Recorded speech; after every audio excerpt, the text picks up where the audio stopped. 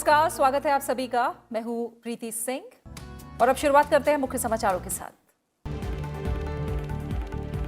Corona को काबू में करके भारत ने दुनिया को त्रासदी से बचाया। दावोस विश्व आर्थिक मंच सम्मेलन में प्रधानमंत्री नरेंद्र मोदी का संबोधन। कहा, मेड इन इंडिया वैक्सीन से कई देशों को मिला फायदा। वैश्वीकरण को नए सिरे से मजबूत करेगा आत्मनिर्भर भारत।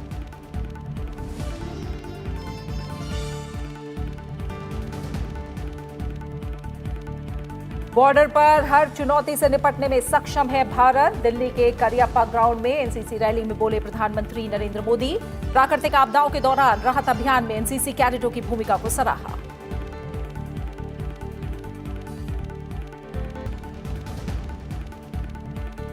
दिल्ली में किसानों की ट्रैक्टर रैली के दौरान लाल किला और आईटीओ सहित 9 स्थानों पर हुई हिंसा की जांच करेगी दिल्ली पुलिस की क्राइम ब्रांच शाखा। 33 एफआईआर में नामजद 44 आरोपियों के खिलाफ लुकआउट नोटिस जारी। केंद्रीय गृह मंत्री अमित शाह ने घायल पुलिसकर्मियों से की मुलाकात।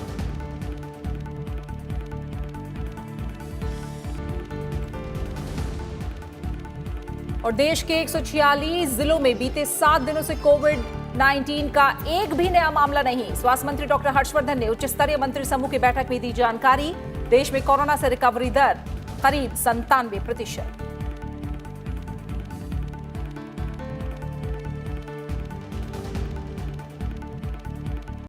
और बजट सत्र से पहले उपराष्ट्रपति एम वेंकैया नायडू ने आज राष्ट्रपति रामनाथ कोविंद से मुलाकात की।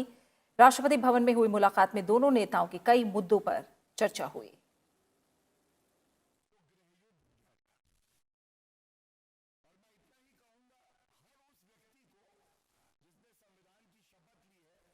विश्व आर्थिक मंच के दावोस संवाद के कार्यक्रम को आज प्रधानमंत्री नरेंद्र मोदी ने संबोधित किया। वीडियो कॉन्फ्रेंसिंग के माध्यम से विश्व आर्थिक मंच के दावोस संवाद को संबोधित करते हुए उन्होंने कोरोना के खिलाफ भारत की लड़ाई और विकास संबंधी पहलुओं और प्रौद्योगिकी के उपयोग पर अपनी बात रखी।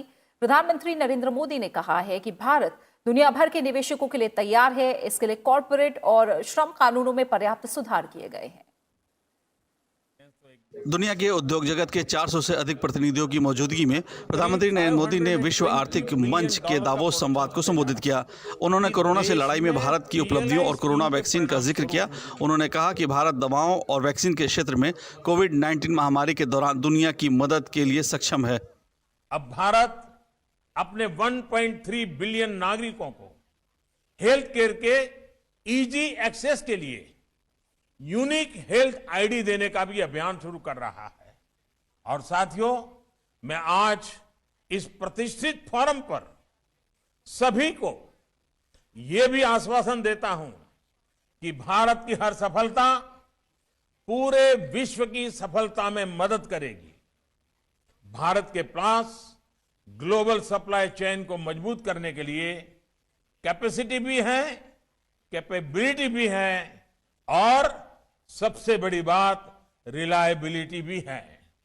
भारत के पास आज बहुत बड़ा कंज्यूमर बेस है और उसका जितना विस्तार होगा उतना ही ग्लोबल इकोनॉमी को लाभ होगा।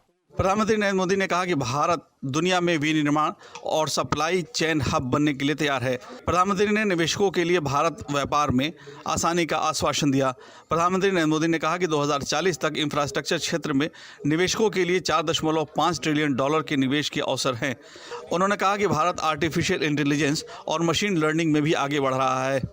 बीते वर्षों में भारत ने रिफॉर्म्स और इंसेंटिव बेस्ड स्टिमुलस पर बहुत जोर दिया है। कोरोना के इस समय में भी भारत ने करीब करीब हर सेक्टर में स्ट्रक्चरल रिफॉर्म्स की गति को तेज किया है। इन रिफॉर्म्स को प्रोडक्शन लिंक इंसेंटिव्स के से सपोर्ट किया जा रहा है। अब भारत में टैक्स रिजिम से लेकर एफडीआई नॉर्म्स तक एक प्रिडिक्टेबल और फ्रेंडली एनवायरनमेंट है। भारत में ईज ऑफ डूइंग बिजनेस की स्थिति लगातार बेहतर हो, इस दिशा में भी काम जारी है। और एक विशेष बात यह भी है कि भारत अपनी ग्रोथ को क्लाइमेट चेंज के लक्ष्यों के साथ भी बहुत तेजी से मैच कर रहा है। प्रधानमंत्री ने कहा कि कोरोना के समय में भी भारत ने इंफ्रास्ट्रक्चर में लाखों करोड़ रुपए के प्रोजेक्ट शुरू किए और एम्प्लॉयमेंट के लिए विशेष स्कीम चलाकर इकोनॉमिक एक्टिविटी को बनाए रखा था। इसी दौरान भारत ने 760 मिलियन से ज़्यादा लोगों के बैंक खातों में 1.8 ट्रिलियन रुपए से अधिक सीधे ट्रांसफर किया। यह भारत के मजबूत डिजिटल इंफ्रास्ट्रक्चर की ही ताकत का उदाहरण है। प्रधानमंत्री नरेंद्र मोदी ने राष्ट्र सेवा में राष्ट्रीय कैडेट कोर की भूमिका की सराहना की। दिल्ली में आज एनसीसी रैली को संबोधित करते हुए प्रधानमंत्री ने कहा कि एनसीसी कैडेट्स की भूमिका को बढ़ाया जा रहा है।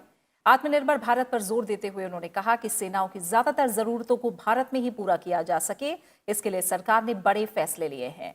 उन्होंने कहा कि वो दिन दूर नहीं जब भारत रक्षा उपकरणों के बड़े बाजार के बजाय एक बड़े निर्माता के रूप में जाना जाएगा। प्रधानमंत्री नरेंद्र मोदी ने गुरुवार को दिल्ली में एनसीसी रैली को संबोधित किया। उन्होंने कहा कि एनसीसी कैडेट्स की भूमिका को और व्यापक करने के प्रयास किए जा रहे हैं। प्रधानमंत्री ने कहा कि सीमावर्ती और तटीय क्षेत्रों में सुरक्षा तंत्र को मजबूत करने के लिए भी एनसीसी की भागीदारी बढ़ाई जा रही है।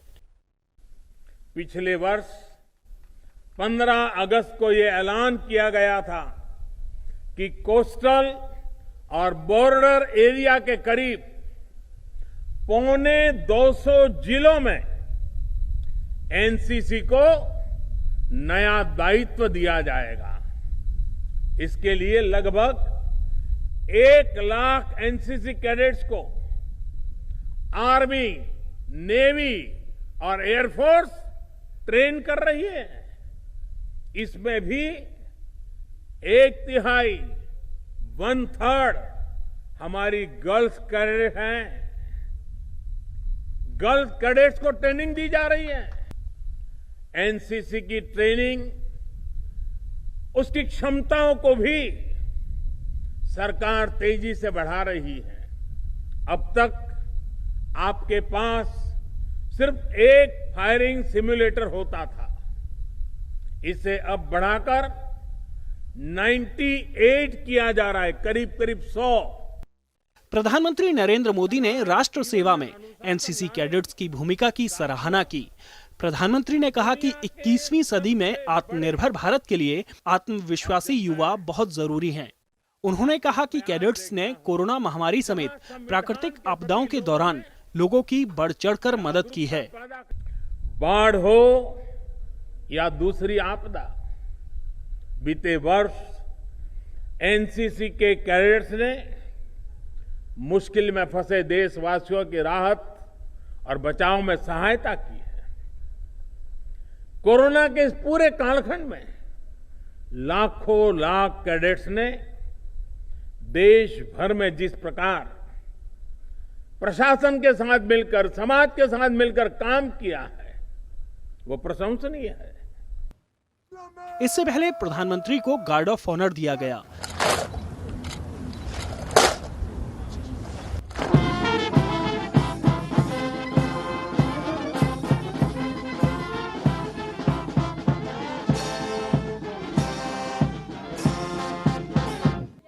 उन्होंने एनसीसी के विभिन्न अंगों के मार्च पास्ट का निरीक्षण किया। Uttarakhand Directorate led by Senior Under Officer Akhil Unyal.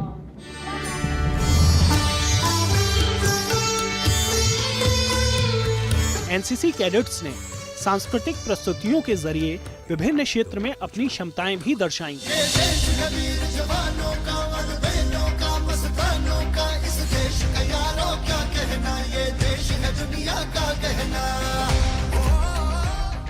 प्रधानमंत्री नरेंद्र मोदी ने उत्कृष्ट एनसीसी कैडेट्स को पुरस्कार प्रदान किए।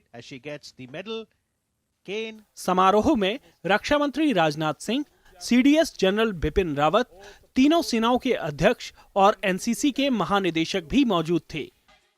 दिल्ली में किसानों की ट्रैक्टर रैली के दौरान भड़की हिंसा से उपजे हालात पर केंद्रीय गृह मंत्री अमित शाह नजर रखे हुए हैं। इस संबंध में कार्रवाई की जा रही है। इस बीच केंद्रीय गृह मंत्री अमित शाह ने आज दिल्ली के अस्पताल पहुंचकर गणतंत्र दिवस के दिन किसानों की ट्रैक्टर रैली के दौरान हुई हिंसा में घायल हुए पुलिसकर्मियों का हालचाल जाना। गृह मंत्री पहले सिविल लाइन स्थित सुश्रुत ट्रॉमा सेंटर गए। वहां उन्होंने अस्पताल में भर्ती घायल पुलिसकर्मियों से मुलाकात की। इसके बाद गृह मंत्री तीरथ राम शाह अस्पताल भी गए। वहां भी घायल पुलिसकर्मियों और उनके परिजनों से मुलाकात की। किसानों की ट्रैक्टर रैली के दौरान हिंसा की घटनाओं में करीब 394 पुलिसकर्मी घायल हुए थे। वहीं दिल्ली में 26 जनवरी पर हिंसा के मामले में कार्रवाई की शुरुआत हो गई है। दिल्ली पुलिस अब तक 33 एफआईआर दर्ज कर चुकी है। पुलिस ने एफआईआर में दर्ज 44 लोगों को लुकआउट नोटिस जारी किया है। दिल्ली पुलिस की crime branch, Lal Qila, ITO और 7 अन्य जगहों पर हुई हिंसा से संबंधित मामलों की जांच करेगी। केंद्रीय स्वास्थ्य मंत्री डॉक्टर हर्षवर्धन ने कहा है कि भारत ने वैश्विक स्वास्थ्य संकट के दौरान कोविड वैक्सीन की आपूर्ति के साथ अन्य देशों के कार्मिकों को भी प्रशिक्षित किया। कोविड पर गठित उच्च स्तरीय मंत्री समूह की 23वीं बैठक को वीडियो कॉन्फ्रेंसिंग के माध्यम से संबोधित करते हुए उन्होंने कहा कि भारत ने वैश्विक समुदाय का मित्र होने के नाते स्वदेश में बने टीके की आपूर्ति करके उनका विश्वास अर्जित किया है। देश में कोरोना की स्थिति की जानकारी देते हुए डॉक्टर हर्षवर्धन ने कहा कि पिछले 7 दिनों में 146 जिलों में कोई नया मामला नहीं आया है। वहीं देश भर में कोविड मरीजों की संख्या घटकर सिर्फ 1,73,000 रह गई है। उन्होंने बताया कि इंग्लैंड से आए कोरोना के नए स्ट्रेन के अब तक 165 मामले सामने आए हैं और इन लोगों को क्वारंटीन और निगरानी में रखा गया है। Total number of cases that we have diagnosed in the country in the last 1 year, this number is 1,07,01,193. The good news is that out of this already 1,03,73,606 patients who suffered from COVID, they returned back home completely cured from our health systems. And right now in the country we have 1,73,740 active cases. Our recovery rate is almost touching 97%. देश में अब तक 25 लाख से ज्यादा स्वास्थ्य कर्मियों को vaccine लगाई जा चुकी है। स्वास्थ्य मंत्रालय के मुताबिक भारत में टीकाकरण अभियान शुरू होने के 6 दिनों के अंदर ही 10 लाख लोगों को टीका लगाया गया। स्वास्थ्य मंत्रालय के सचिव राजेश भूषण ने कहा कि 26 जनवरी तक भारत टीकाकरण कवरेज प्रदान करने में 5वें स्थान पर रहा है और अगले कुछ दिनों में 3रे स्थान पर पहुंच जाएगा। हमारा देश फास्टेस्ट था to reach the first 1 million vaccinations. Bharat में ये 6 दिन में हुआ, यूएस में 10 दिन में हुआ, स्पेन में 12 दिन में, इजराइल में 14 दिन में, यूके में 18 दिन। हम जिन आंकड़ों की तुलना कर रहे हैं वो 50 दिनों के आंकड़े हैं कुछ देशों के मामलों में और भारत के मामले में 11 दिन के आंकड़े हैं। तो अगर इन आंकड़ों को देखें तो हम 5वें नंबर पर हैं। 26 जनवरी को थे 5वें नंबर पर। 2.03 मिलियन हमने वैक्सीनेशन 26 जनवरी तक किए थे अन्य देशों के मुकाबले में। स्वास्थ्य मंत्रालय के मुताबिक देश में फिलहाल 9,000 केंद्रों पर वैक्सीन देने की प्रक्रिया चल रही है और अब तक 25 लाख से ज्यादा लोगों को टीका लगाया जा चुका है। 16 जनवरी के बाद से देश में लगातार वैक्सीनेशन सेंटर बढ़ाए जा रहे हैं। साथ ही लाभार्थियों की संख्या में भी इजाफा हो रहा है। लक्षद्वीप में अब तक 83% स्वास्थ्य कर्मियों को टीका लगाया जा चुका है। वहीं ओडिशा और हरियाणा में 50% से ज्यादा स्वास्थ्य कर्मियों का वैक्सीनेशन हो चुका है। देश में 25 लाख से ज़्यादा स्वास्थ्य कर्मी जिनको हम हेल्थ केयर वर्कर्स भी कहते हैं का वैक्सीनेशन किया जा चुका है। तो जिस दिन ये कार्यक्रम शुरू हुआ 16 जनवरी को, उस दिन हमने 3,374 वैक्सीनेशन सेशंस किए अक्रॉस द कंट्री देश भर में और 2 लाख से कुछ ज़्यादा लोगों का वैक्सीनेशन हुआ। 19 जनवरी को हमने ये संख्या बढ़ाई और 3,800 सेशंस किए। 22 जनवरी को ये बढ़कर 6,200 सेशंस हो गए। 25 जनवरी को पूरे देश में 7,700 स्थानों पर टीकाकरण की प्रक्रिया की गई और आज जब हम आपसे बात कर रहे हैं तो देश में 9,000 स्थानों पर वैक्सीनेशन सेशंस हो रहे हैं। यानी 9,000 स्थान ऐसे हैं जहां की कोविड वैक्सीनेशन की प्रक्रिया चल रही है। भारतीय वैक्सीन कोविशील्ड से भारत के 4 करीबी देशों में टीकाकरण अभियान शुरू हो चुका है। मॉरिशस, नेपाल, म्यांमार और बांग्लादेश ने भारतीय वैक्सीन से टीकाकरण अभियान शुरू कर दिया है। वहीं मिशन मैत्री के तहत आज श्रीलंका और बहरीन को वैक्सीन की खेप सौंपी गई है। भारत सरकार की ओर से श्रीलंका को 5 लाख वैक्सीन की खेप सौंपी गई है। विदेश मंत्री एस जयशंकर ने ट्वीट करके श्रीलंका को भरोसेमंद साझेदार और विश्वसनीय मित्र बताया। उन्होंने कहा कि श्रीलंका को कोविड-19 टीकों का ये उपहार भारत की वैक्सीन मैत्री पहल के तहत भेजा गया है। श्रीलंका के राष्ट्रपति गोटबाया राजपक्षे ने इसके लिए प्रधानमंत्री नरेंद्र मोदी और भारत के लोगों को धन्यवाद दिया है। वहीं बहरीन को 10,800 वैक्सीन की डोज भेजी गई हैं।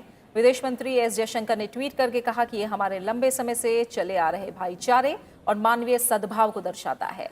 भारत की ओर से अब तक 11 देशों को वैक्सीन उपलब्ध कराई जा चुकी है। वहीं कैरेबियाई देश, डोमिनिका, लैटिन अमेरिकी देश, बोलीविया समेत 50 से ज्यादा देश वैक्सीन पाने के लिए भारत से संपर्क में हैं।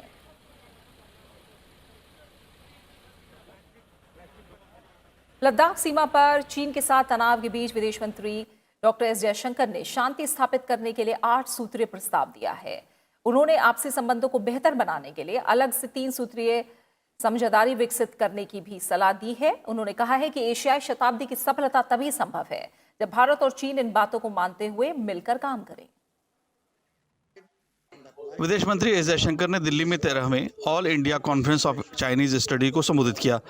ये स्वीकार करते हुए कि भारत और चीन के संबंध अभी तनाव की स्थिति में हैं, विदेश मंत्री ने आपसी रिश्तों को पटरी पर लाने के लिए चीन को 8 सूत्रीय आचार संहिता का पालन करने की सलाह दी है।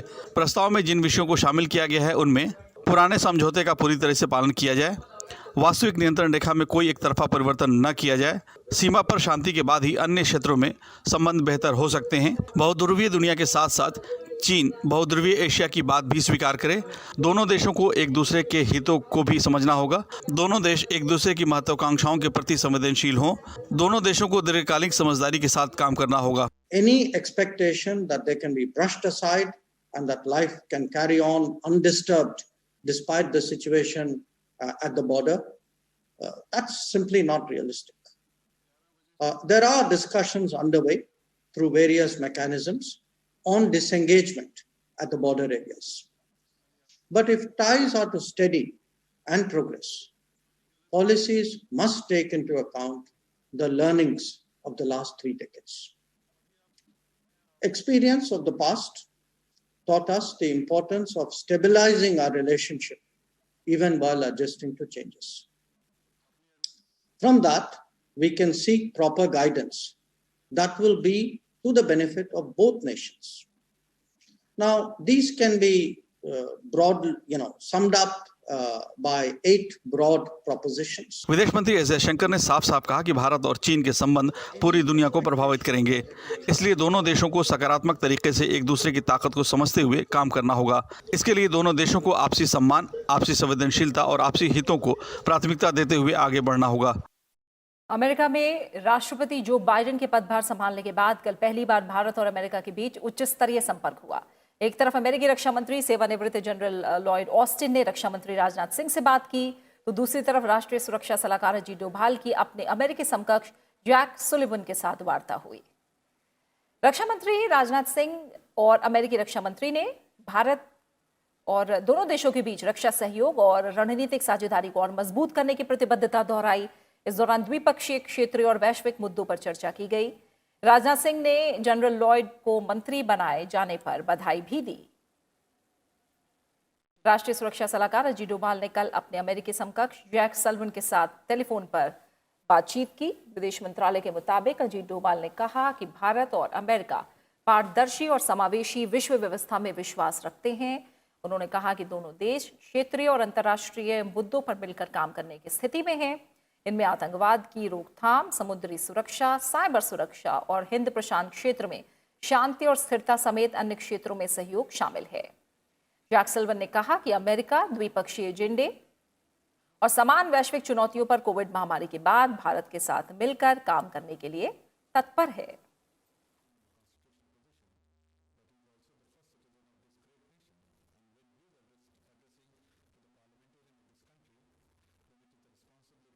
आज महान स्वतंत्रता संग्राम सेनानी लाला लाजपत राय की जयंती है। इस मौके पर संसद के सेंट्रल हॉल में उन्हें श्रद्धांजलि दी गई। लोकसभा अध्यक्ष ओम बिरला, राज्यसभा में नेता विपक्ष गुलाम नबी आजाद, राज्यसभा के उपसभापति हरिवंश समेत कई अन्य पार्टियों के नेताओं ने लाला लाजपत राय की तस्वीर पर पुष्पांजलि अर्पित की।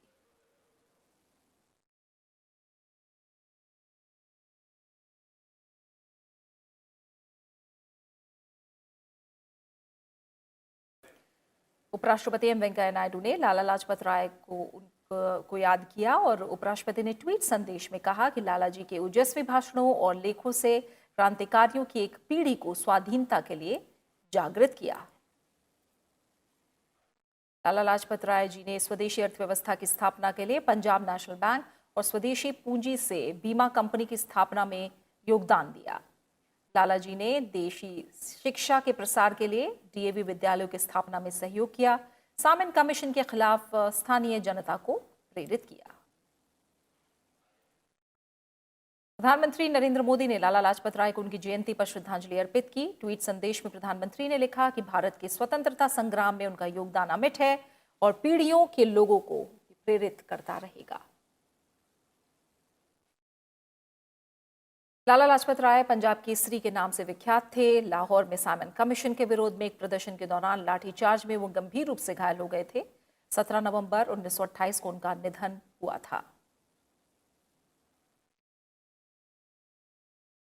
राजधानी दिल्ली में विजय चौक पर कल बीटिंग रिट्रीट कार्यक्रम का आयोजन किया जाएगा और इसके लिए खास तैयारियां की गई हैं।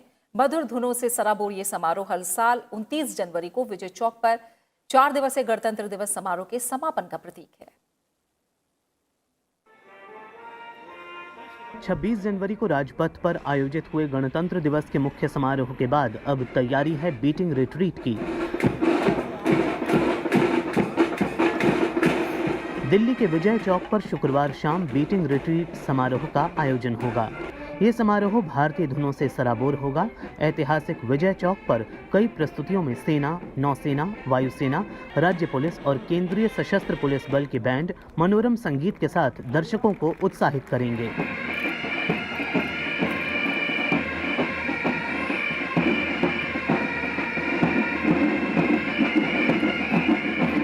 इस वर्ष की बीटिंग रिट्रीट समारोह में कुल 60 बुगलर्स, 17 ट्रम्पेटर्स और 60 ड्रमर भाग लेंगे। पंजाब रेजिमेंट के 20 और राजपूताना राइफल्स के 20 बैंड भी समारोह में शामिल होंगे। इसके अलावा राजपूत रेजिमेंट के 25, बिहार रेजिमेंट के 19 और गोरखा रेजिमेंट के 7 बैंड भी उत्सव का हिस्सा होंगे।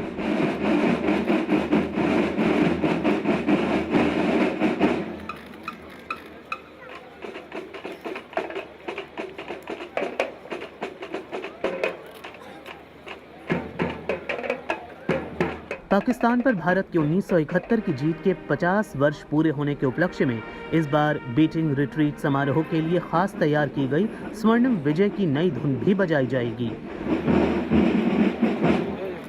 बीटिंग रिट्रीट हर साल 29 जनवरी को विजय चौक में 4 दिवसीय गणतंत्र दिवस समारोह के समापन का प्रतीक है।